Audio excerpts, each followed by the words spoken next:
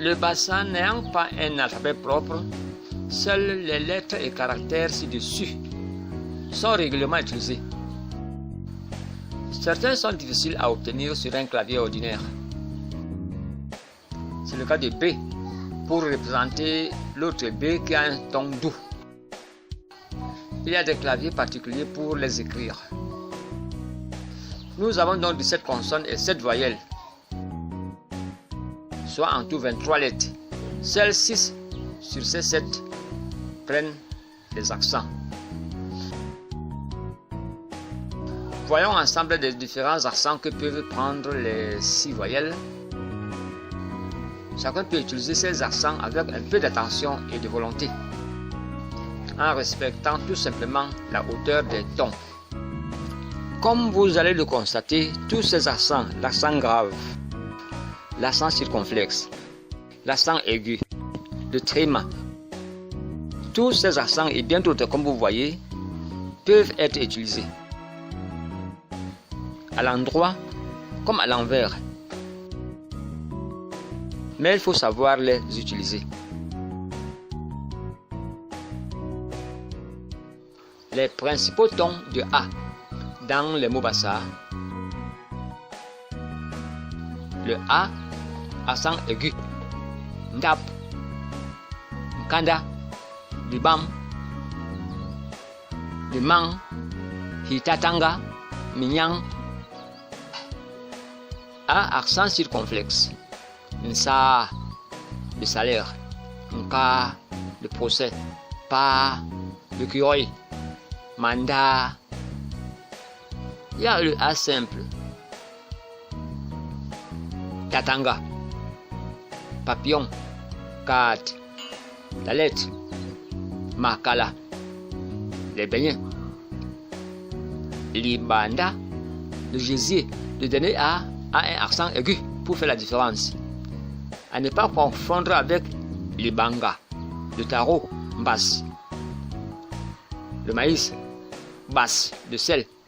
Ngas. Le fil d'acier. Bam. Qui ne prennent pas d'accent. On peut aussi utiliser le A, accent circonflexe mais à l'envers. Qui va faire A, E de A, Bissaï, Bissaï. Les oiseaux gendarmes. Bissaï. C'est autre chose. Les bénédictions. Vous voyez la différence? Hitatanga et Tatanga. Saba Saba, Asaba, Milamilem. Ça c'est l'expérience, il faut faire attention. Les principaux tons de E dans les mots bassa. Le E accent aigu et accent grave et accent circonflexe et avec la barre. C'est la voyelle E qui est champion des accents. Le E accent aigu. Ma lip. P. Lipim. Ilim. Ngwe. E accent grave. Lep. Jette. Ked. Anke. Accent grave. Bipes. Bipé. E accent circonflexe. Lycée. Anke. Lycée. Un simple E. Un cibla. Sebel. Dès qu'il y a deux différences, au niveau du ton, on peut placer les accents pour différencier. Mais certains mots n'en ont vraiment pas besoin. Sebel, appelle. À vous d'évaluer la différence de niveau de ton. Il y a aussi E avec la barre. C'est Hyundai. Massé, les palmes. Massé, massé, les urinoirs. Massé, masser la joie. Anke, accent grave. Bipes, bipé. Et accent circonflexe. Lycée. Anke, lycée. C'est une indication simple pour l'utilisation de E.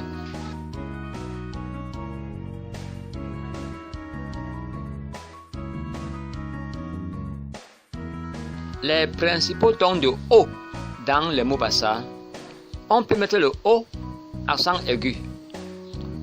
Le O accent aigu, pos, cop, los, holo, vide. O accent circonflexe, hiko, mbo, maso, ngo. Le O simple, bolo, le travail. Mbolo, bitoro, mbong. Ko, le pied. Ko, de corse. Ko, d'escargot.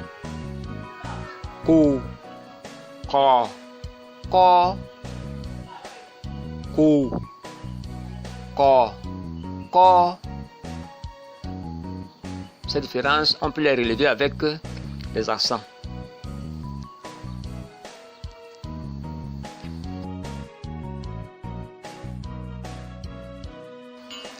La voyelle I a toujours été problématique. Vous allez découvrir quelle est la différence. Kidik, court. Kidik, coupe. Disingi, les aubergines. Bisingi, les chats. Bisingi, les chats. Disingi, les aubergines. Mui, le trou. Mui, l'année. Il y a aussi par exemple timba, titigi. Il faut faire la différence entre titi et titi. Là, on devrait mettre les accents, mais je ne cesserai pas de le répéter. Les mots identiques changent de sens d'après le ton utilisé. Ils changent même de temps du verbe. Il faut souvent connaître le prochain mot ou comprendre le sens exprimé dans la phrase pour bien prononcer celui qu'on est en train d'écrire. Le bassa est naturel à tous les natifs. Il faut seulement du temps et d'application. Pour les autres non-bassa, c'est un véritable casse-tête. Dès lors, seuls les accents peuvent apporter des précisions et des facilités. Les accents permettent une facilité dans la prononciation. Mais certains mots très nombreux peuvent s'en passer, puisqu'il n'y a pas de conflit. Ou il y en a très peu entre d'autres mots. Mais c'est pour les habitués de la langue. Cela fait partie des spécificités, des secrets, de la richesse et l'orgueil culturel même de la communauté bassa. C'est le mbok bassa. En conclusion, cette ébauche ne saurait être une référence.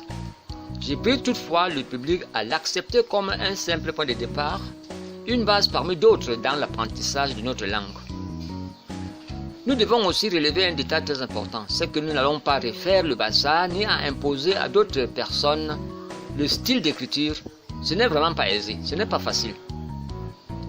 Il est tout de connaître les bases d'une langue et les difficultés pour mieux l'appréhender. On sait d'écrire comme on sait, en respectant les fondamentaux propres au bassa et d'éviter d'abuser l'utilisation des accents qui peuvent prêter à confusion ou désorienter complètement. Hey!